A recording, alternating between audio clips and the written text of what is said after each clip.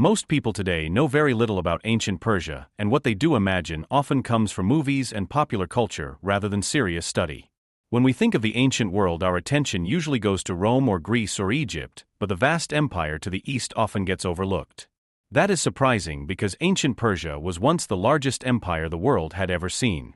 At its height, almost half of all the people alive on Earth lived under Persian rule. Their kings controlled a realm that stretched across 3 continents and held together many different nations, languages, and faiths. To understand how such a vast state rose, flourished, and eventually fell, we need to look back through the centuries of Persian history and uncover more than the fragments left in school textbooks. Most of what we know about Persia comes from Greek writers. Herodotus, Xenophon, and Ctesias recorded many details, but there is a catch. The Greeks were rivals of Persia and often misunderstood Persian culture. Much of what they wrote was biased, exaggerated, or outright wrong. Even the names of Persian rulers have reached us through a Greek filter and sound different from the originals. Cyrus was actually Kurush, Darius was Darav, and Xerxes was Kaera. They were not kings in the Greek sense either. In their own tongue they were Shah or King of Kings. Luckily, our knowledge is not limited to Greek stories. One of the most valuable sources is the Royal Archive at Persepolis, which contains thousands of clay tablets written in cuneiform. These are not grand tales but economic records filled with details of food supplies, trade, labor payments, and daily life. They give us a clear and practical picture of how the Persian Empire actually worked. The Persians were an Indo-Iranian people closely related to the Medes. They came from the steppe lands around modern Kazakhstan and Uzbekistan and moved south toward Mesopotamia after the end of the Bronze Age. They called themselves Aryana, a word that still survives today in the name Iran. In their language, the word Pars meant warrior or strong man. In their early days, the Persians lived as pastoral nomads. They practiced what is called vertical nomadism. With the change of seasons, they moved up and down mountain slopes, spending the summer in high valleys and the winter in low foothills where grass was rich. This tradition still survives in some regions of the Caucasus. Their way of life was simple and rugged. They ate modestly, rarely drank alcohol, and became famous as excellent horsemen. Unlike the people of Mesopotamia, they wore trousers that were practical for riding and tall pointed hats called tiaras. They were taller and lighter skinned than the settled people of the Fertile Crescent and stood out as a distinct group. By the 7th century before the Common Era, the Persians had captured the Elamite city of Anshan. From that point, every Persian king began his title as King of Anshan.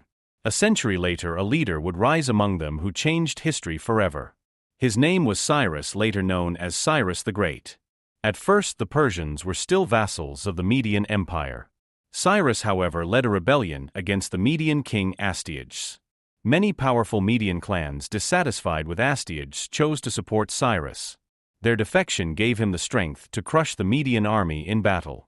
On the site of victory, he founded the city of Pasargadae, which became his capital and the symbol of his new power. But Cyrus was not content with one victory. He launched rapid campaigns across the region, conquering Parthia, Armenia, Cappadocia, Elam, Lydia, and Ionia. Some regions, such as Hyrcania and Cilicia, chose to submit peacefully rather than face battle. With so much under his control, Cyrus turned his attention to the greatest power of Mesopotamia, the Neo-Babylonian Empire. According to legend, the Babylonian king Nabonidus had angered the chief god Marduk. The god abandoned him and called upon Cyrus to rule instead. Whatever the truth, the story reflects how Babylonian elites felt about their king. When the Persian army approached the gates of Babylon, the nobles opened them without resistance. Nabonidus was overthrown, and Cyrus entered the city in triumph. Cyrus proved himself not only a skilled conqueror, but also a wise statesman. He showed leniency toward those he defeated as long as they had not resisted fiercely. Local rulers were often spared and even given high positions within the empire. He avoided interfering in the internal affairs of conquered peoples and usually allowed existing officials to remain in office. This policy reduced resentment and made rebellion less likely. Cyrus even released many peoples who had been exiled by the Babylonians and Assyrians. The most famous example was the Jews who were allowed to return to Jerusalem and rebuild their temple with Persian support. Because of this, Cyrus is remembered with respect in the Hebrew Bible. Although the Persians founded the empire, they were only a small minority within it. Perhaps 1 out of 20 subjects was Persian.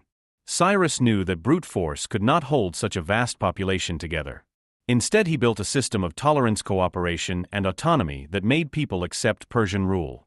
His last campaign was against nomadic tribes on the northern frontier. There he met his end in battle against the Massagedae led by their queen Thamyris. The Persian army was badly defeated and Cyrus himself was killed. After him the throne passed to his son Cambyses. Almost immediately many lands rose in rebellion. Cambyses spent years restoring order, and once he succeeded he marched on Egypt. He captured Memphis, took the pharaoh prisoner, and added both Egypt and Libya to the empire. He also dreamed of conquering Carthage and Kush, but those campaigns failed. Supply problems ruined the Kushite expedition, and the Phoenicians who provided the fleet refused to fight against their fellow Carthaginians. Before long another revolt broke out in Babylon. Cambyses set out to suppress it, but fell ill and died on the way. Power was meant to pass to his brother Bardia, but soon another man rose to claim the throne. His name was Darius. He declared that Bardia had already been killed in secret and that the man pretending to rule was an impostor named Gaumata. Using this claim, Darius seized power. He was not a descendant of Cyrus, but proclaimed himself a descendant of an earlier ancestor to legitimize his rule.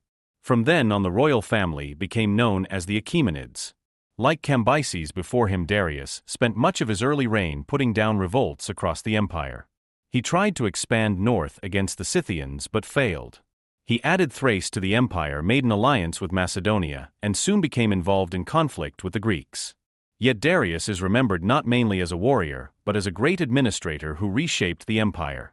To improve control, he divided the land into provinces called satrapies, each ruled by a governor called a satrap. Satraps managed roads, taxes, justice, and local administration. At first they also commanded the military in their regions, but after several rebellions Darius removed that power and placed armies directly under central command.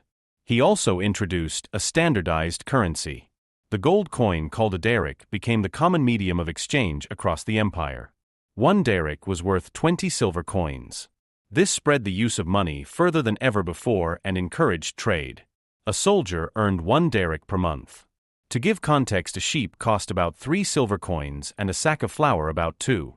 Darius ordered the construction of paved roads linking every corner of the empire.